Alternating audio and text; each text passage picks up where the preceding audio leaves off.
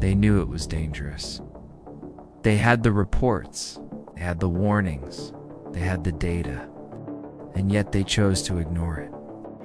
What followed became one of the worst nuclear disasters in history. Most people have never heard of it.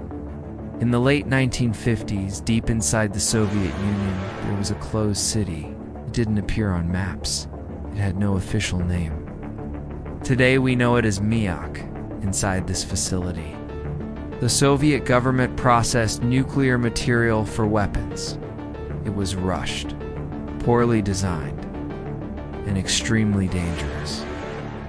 Authorities knew this. Radioactive waste was stored in large underground tanks. These tanks required constant cooling. Internal reports warned that if the cooling system failed, pressure would build. The result would be catastrophic.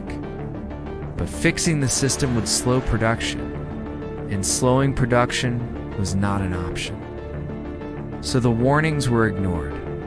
At some point, the cooling system failed. Instead of shutting everything down, officials chose silence. No evacuation, no public alert, no emergency response. They knew the risk. They did it anyway.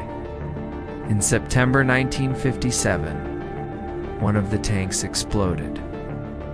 The blast released massive amounts of radioactive material into the atmosphere. The explosion was powerful, but there was no fire, no mushroom cloud, which made it easier to hide. Police and military units were sent to the area. Their orders were clear: control the population, say nothing. Villages were contaminated, people became sick, animals died, crops failed. Police reports documented entire areas being evacuated without explanation. Residents were told they were moving temporarily. Many were never allowed to return. Doctors were forbidden from mentioning radiation. The truth was buried. For over 30 years, the disaster officially did not exist. Police records were classified. Medical data was hidden. Maps were altered. Only in the late 1980s did the Soviet government finally admit what happened.